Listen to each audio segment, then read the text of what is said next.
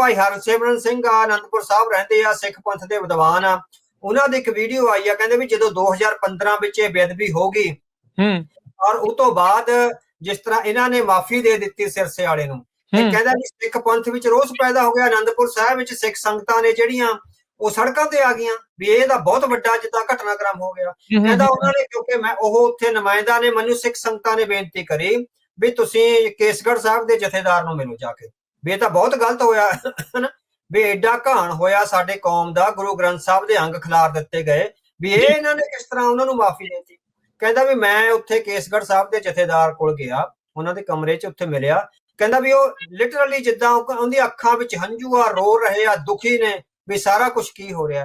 ਕਹਿੰਦਾ ਵੀ ਫਿਰ ਮੈਂ ਬੇਨਤੀ ਕਰੀ ਵੀ ਸਿੱਖ ਸੰਗਤਾਂ ਕਹਿੰਦੀਆਂ ਨੇ ਵੀ ਤੁਸੀਂ ਕੋਈ ਸਟੈਂਡ ਲਓ ਇਹਦੇ ਖਿਲਾਫ, ਠੀਕ ਹੈ, ਇਹ ਸਾਰਾ ਕੁਝ ਹੋ ਰਿਹਾ ਐਡਾ ਵੱਡਾ, ਜੇ ਤੁਸੀਂ ਇਹ ਵੀ ਸਮਝਦੇ ਹੋ ਵੀ ਗਲਤ ਹੋ ਰਿਹਾ ਤੁਸੀਂ ਸਟੈਂਡ ਲਓ। ਤੇ ਜਥੇਦਾਰ ਨੇ ਜਿਹੜਾ ਕਹਿੰਦਾ ਵੀ ਮੈਨੂੰ ਜਵਾਬ ਦਿੱਤਾ, ਮੇਰੇ ਪੈਰਾਂ ਥੱਲੇ ਜ਼ਮੀਨ ਨਿਕਲ ਗਈ। ਕੇਸਗੜ੍ਹ ਦੇ ਜਥੇਦਾਰ ਨੇ ਕਿਹਾ ਵੀ ਜੇ ਮੈਂ ਸਟੈਂਡ ਲਿਆ ਮੇਰੇ ਮੁੰਡੇ ਨੂੰ ਨੌਕਰੀ ਤੋਂ ਕੱਢ ਦੇਣਗੇ। ਲੈ ਦੇਖ ਲਓ, ਇੱਥੇ ਕੌਮ ਦਾ ਮਸਲਾ ਤੇ ਇੱਕ ਤਖਤ ਦਾ ਜਥੇਦਾਰ ਇਹ ਕਹਿ ਰਿਹਾ ਵੀ ਮੇਰੇ ਮੁੰਡੇ ਨੂੰ ਗ੍ਰੰਥੀ ਦੀ ਨੌਕਰੀ ਤੇ ਕੱਢ ਦੇਣਗੇ। ਸੋ ਇਸ ਤਰ੍ਹਾਂ ਦੇ ਘੇਰੇ ਪਏ ਹੋਏ ਨੇ ਜਥੇਦਾਰ ਸਾਹਿਬ ਦੇ ਖਿਲਾਫ, ਔਰ ਇਹ ਬਹੁਤ ਦਲੇਰ ਜਥੇਦਾਰ ਨਿਕਲੇ ਦੋਵੇਂ, ਜਿਹੜੇ ਅਕਾਲੀ ਦਲ ਦੇ ਇਸ ਘੇਰੇ ਨੂੰ ਤੋੜ ਸਕੇ ਆ, ਜਿਹੜੇ ਉਹਨਾਂ ਦੇ ਦੁਆਲੇ ਚੱਕਰਵਿਊਹ ਬਣਾਇਆ ਹੋਇਆ ਸੀ। ਔਰ ਇਹ ਜਿਹੜਾ ਘੇਰਾ ਟੁੱਟਿਆ ਇਹ ਗੁਰੂ ਮਹਾਰਾਜ ਦੀ ਬਖਸ਼ਿਸ਼ ਨਾਲ ਹੀ ਟੁੱਟਿਆ। ਇਹ ਘੇਰਾ ਕੋਈ ਮਨੁੱਖ ਆਪਣੇ ਤੌਰ ਤੇ ਨਹੀਂ ਤੋੜ ਸਕਦਾ, ਨਹੀਂ ਤਾਂ ਫਿਰ ਇਹ ਹੁੰਦਾ ਵੀ ਮੇਰੇ ਮੁੰਡੇ ਨੂੰ ਗ੍ਰੰਥੀ ਦੀ ਪਦਵੀ ਤੋਂ ਲਾ ਦੇਣਗੇ। ਗਿਆਨੀ ਗੁਰਬਚਨ ਸਿੰਘ ਦਾ ਵੀ ਇਹੀ ਸੀ ਨਾ, ਗਿਆਨੀ ਗੁਰਬਚਨ ਸਿੰਘ ਦੇ ਬੇਟੇ ਨੂੰ ਪੰਜਾਬ ਦੀਆਂ ਸਾਰੀਆਂ ਪਸ਼ੂ ਮੰਡੀਆਂ ਦਾ ਠੇਕਾ ਦਿੱਤਾ ਹੋਇਆ ਸੀ। 110 ਕਰੋੜ ਰੁਪਏ ਦਾ ਠੇਕਾ ਉਹ ਸਾਲ ਦਾ। ਵੀ ਉਹਨਾਂ ਨੇ ਫਿਰ ਕਿੱਥੋਂ, ਜਿਸ ਤਰ੍ਹਾਂ ਇਹੀ ਹੈ ਨਾ ਜਿੱਦਾਂ ਉਹ ਦੂਸਰੇ ਜਥੇਦਾਰ ਦਾ ਉਹਨੂੰ ਲੱਗਿਆ ਵੀ ਮੇਰੇ ਮੁੰਡੇ ਨੂੰ ਗ੍ਰੰਥੀ ਤੋਂ ਲਾ ਦੇਣਗੇ, ਤੇ ਗਿਆਨੀ ਗੁਰਬਚਨ ਸਿੰਘ ਦੇ ਬੇਟੇ ਨੂੰ ਆਏ ਸੀ ਵੀ 110 ਕਰੋੜ ਰੁਪਏ ਦਾ ਬਿਜ਼ਨਸ ਜਾਂਦਾ ਲੱਗਣਾ, ਵੀ ਆਪਾਂ ਕਦੋਂ ਫੈਸਲੇ ਲੈਣੇ ਆ।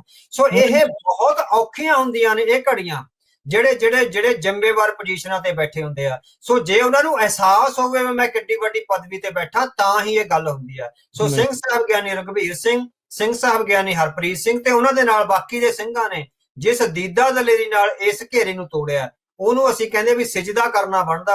ਔਰ ਉਹਨਾਂ ਨੇ ਇਤਿਹਾਸਕ ਤੌਰ ਤੇ ਸਿੱਖ ਪੰਥ ਦੇ ਇਤਿਹਾਸ ਵਿੱਚ ਇੱਕ ਨਵਾਂ ਅਧਿਆਇ ਰਚਿਆ ਜਿਹਨੂੰ ਲਗਾਤਾਰ ਯਾਦ ਕੀਤਾ ਜਾਂਦਾ ਹੈ। ਜੀ, ਅਕਸਰ ਆਪਾਂ ਇਹ ਚੀਜ਼ ਸੁਣਦੇ ਆ ਵੀ ਰਾਜ ਬਿਨਾ ਨਾ ਧਰਮ ਚਲੇ ਹੈ, ਧਰਮ ਬਿਨਾ ਸਭ ਦਲੇ ਮਲੇ ਹੈ। ਸੋ ਜਦੋਂ ਇਹ ਆਪ ਹੀ ਜਿਹੜੀ ਅਕਾਲੀ ਲੀਡਰਸ਼ਿਪ ਆ ਧਰਮ ਤੋਂ ਪਰੇ ਹੋ ਗਈ ਤੇ ਇਹ ਧਰਮ ਨੂੰ ਚਲਾਉਣ ਵੱਲ ਨੂੰ ਤੁਰੇ, ਤਾਂ ਫਿਰ ਇਦਾਂ ਦੇ ਬੱਜਰ ਗੁਨਾਹ ਉਹਨਾਂ ਨੇ ਜਿਹੜੇ ਉਹ ਕੀਤੇ। ਤੇ ਉਸ ਤੋਂ ਬਾਅਦ ਦੇ ਵਿੱਚ ਅੱਜ ਆਪਾਂ ਇੱਥੇ ਆ ਕੇ ਜਿਹੜੇ ਉਹ ਖੜੇ ਆ, ਇਹ ਜਿਹੜੀਆਂ ਚੀਜ਼ਾਂ ਆਪਣੇ ਸਾਹਮਣੇ ਹੋ ਰਹੀਆਂ। ਮੈਨੂੰ ਲੱਗਦਾ ਅਵਤਾਰ ਸਿੰਘ ਜੀ, ਇਹ ਵੀ ਇਤਿਹਾਸਿਕ ਤੌਰ ਦੇ ਉੱਤੇ ਮੈਨੂੰ ਨਹੀਂ ਲੱਗਦਾ ਕੋਈ ਸੰਸਥਾਵਾਂ ਦੇ ਵਿੱਚ ਇਦਾਂ ਦਾ ਹੁੰਦਾ ਹੋਊਗਾ, ਖਾਸ ਕਰਕੇ ਧਾਰਮਿਕ ਸੰਸਥਾਵਾਂ 'ਚ, ਜਿੱਥੇ ਮੌਜੂਦਾ ਜਥੇਦਾਰ ਪਹਿਲਾਂ ਜਥੇਦਾਰਾਂ ਦੇ ਦੁਆਰਾ ਲਏ ਗਏ ਫੈਸਲਿਆਂ ਨੂੰ ਵੀ ਆਡਿਟ ਕਰ ਜਾਂਦੇ ਆ, ਉਹਨਾਂ ਦੇ ਉੱਤੇ ਵੀ ਜਿਹੜਾ ਆ ਉਹ ਫੈਸਲਾ ਸੁਣਾ ਜਾਂਦੇ ਆ। ਹਾਂਜੀ, ਸੋ ਇਹ ਜਿਹੜੀ ਸੈਲਫ ਆਪਾਂ ਕਹਿੰਦੇ ਕ੍ਰਿਟਿਸਿਜ਼ਮ ਦੀ ਭਾਵਨਾ ਹੈ ਨਾ, ਵੀ ਗੱਲ ਤਾਂ ਸਿਧਾਂਤ ਦੀ ਆ। ਸੋ ਗੁਰੂ ਸਾਹਿਬ ਨੇ ਜਾਂ ਸਿੱਖ ਪਰੰਪਰਾ ਵਿੱਚੋਂ ਜਿਹੜੇ ਪੈਰਾਮੀਟਰਸ ਆ, ਜਿਹੜੇ ਬਾਰਡਰ ਗਾਰਡਸ ਜਾਂ ਜਿਹੜੀਆਂ ਲੀਹਾਂ ਮਿੱਥੀਆਂ ਗਈਆਂ ਨੇ, ਸੋ ਕੋਈ ਵਿਅਕਤੀ ਵਿਸ਼ੇਸ਼ ਨਹੀਂ ਹੈ, ਗੱਲ ਸਿਧਾਂਤ ਵਿਸ਼ੇਸ਼ ਆ। ਜੇ ਕਿਸੇ ਵੱਡੇ ਅਹੁਦੇ ਤੇ ਬੈਠਾ ਕੋਈ ਵਿਅਕਤੀ ਸਿਧਾਂਤ ਤੋਂ ਉਲਟ ਜਾਂਦਾ ਹੈਗਾ ਤਾਂ ਉਹਨੂੰ ਕਦੇ ਵੀ ਜਿਹੜਾ ਹੈਗਾ ਉਹਨੂੰ ਅਕਾਊਂਟੇਬਲ ਬਣਾਇਆ ਜਾ ਸਕਦਾ ਹੈਗਾ। ਸੋ ਇਹ ਸਿੱਖ ਪੰਥ ਦੀਆਂ ਤੇ ਸਿੱਖ ਧਰਮ ਦੀਆਂ ਮਾਨਤਾਵਾਂ ਨੇ ਵੀ ਪੁਰਾਤਨ ਜਥੇਦਾਰ ਸਾਹਿਬਾਨਾਂ ਨੇ ਜੇ ਕੋਈ ਗਲਤੀ ਕਰੀ ਆ, ਸੋ ਉਹਨਾਂ ਨੂੰ ਜਿਸ ਤਰ੍ਹਾਂ ਹੈਗਾ ਵੀ ਅਕਾਊਂਟੇਬਲ ਬਣਾਇਆ ਗਿਆ। ਸੋ ਗਿਆਨੀ ਗੁਰਬਚਨ ਸਿੰਘ ਤੇ ਗਿਆਨੀ ਗੁਰਮੁਖ ਸਿੰਘ ਨੂੰ ਆਖਿਆ ਗਿਆ ਸੀਗਾ ਵੀ ਉਹ ਆਪਣੇ ਵਿਚਾਰ ਆ ਪ੍ਰਗਟ ਕਰਨ ਵੀ ਉਸ ਘਟਨਾਕ੍ਰਮ ਦੇ ਸਮੁੱਚੇ ਐਪੀਸੋਡ ਦੌਰਾਨ। ਸੋ ਉਹਨਾਂ ਨੇ ਕੁਝ ਲਿਖਤੀ ਭੇਜਿਆ, ਪਰ ਸਿੰਘ ਸਾਹਿਬ ਨੇ ਕਿਹਾ ਵੀ ਇਹ ਤਸੱਲੀ ਬਖਸ਼ਣੀ ਹੈ, ਇਹਦੇ ਵਿੱਚ ਬਹੁਤ ਗੱਲਾਂ ਗੋਲ-ਮੋਲ ਨੇ। ਸੋ ਸਪਸ਼ਟ ਕੁਝ ਵੀ ਨਹੀਂ ਆਖਿਆ ਗਿਆ। ਜਿਸ ਤਰ੍ਹਾਂ ਸੁਖਬੀਰ ਸਿੰਘ ਬਾਦਲ ਉਹਨਾਂ ਨੇ ਸਪਸ਼ਟ ਗੁਨਾਹ ਮੰਨੇ ਆ, ਸੋ ਇਸ ਤਰ੍ਹਾਂ ਮੇਰਾ ਖਿਆਲ ਹੁਣ ਉਹਨਾਂ ਨੂੰ ਗੁਨਾਹ ਹੈ ਜਿਹੜੇ ਆਪਣੇ ਮੰਨਣੇ ਪੈਣਗੇ। ਉਹਨਾਂ ਨੂੰ ਲੱਗਿਆ ਵੀ ਇਹ ਦੁਨਿਆਵੀ ਅਦਾਲਤ ਹੀ ਆ। ਸੋ ਗਿਆਨੀ ਗੁਰਬਚਨ ਸਿੰਘ ਤੇ ਗੁਰਮੁਖ ਸਿੰਘ ਨੇ ਦੁਨਿਆਵੀ ਅਦਾਲਤਾਂ ਵਾਲੀ ਉਹ ਮੈਨੀਪੂਲੇਸ਼ਨ, ਵਕੀਲਾਂ ਵਾਲੀ ਭਾਸ਼ਾ, ਜਾਂ ਜਿਸ ਤਰ੍ਹਾਂ ਵੀ ਗਵਾਹੀਆਂ ਤੋੜਦੀਆਂ, ਗਵਾਹੀਆਂ ਰੱਖਣੀਆਂ, ਗਵਾਹ ਮੁਕਰਾ ਤੇ ਪੈਸੇ ਦੇਤੇ, ਉਹਨਾਂ ਨੂੰ ਲੱਗਿਆ ਵੀ ਇਹ ਸਾਰਾ ਵਰਤਾਰਾ ਇਸ ਤਰ੍ਹਾਂ ਹੀ ਚੱਲਣਾ। ਉਹਨਾਂ ਨੂੰ ਅਹਿਸਾਸ ਨਹੀਂ ਸੀ ਵੀ ਉਹ ਜਿਸ ਤਖਤ ਨਾਲ ਮੱਥਾ ਲਾਉਣ ਜਾ ਰਹੇ ਹੈਗੇ ਉਹ ਰੂਹਾਨੀਅਤ ਨਾਲ ਭਰਪੂਰ ਤਖਤ ਹੈਗਾ। ਸੋ ਬਿਲਕੁਲ ਉਹਨਾਂ ਦੋਵਾਂ ਦੀ ਅਕਾਊਂਟੇਬਿਲਟੀ ਨਿਸ਼ਚਿਤ ਹੋਈ ਆ। ਉਹਨਾਂ ਨੂੰ ਗਿਆਨੀ ਗੁਰਬਚਨ ਸਿੰਘ ਨੂੰ ਦਿੱਤੇ ਗਈਆਂ ਸਾਰੀਆਂ ਸਹੂਲਤਾਂ ਵਾਪਸ ਲੈ ਲਈਆਂ ਗਈਆਂ।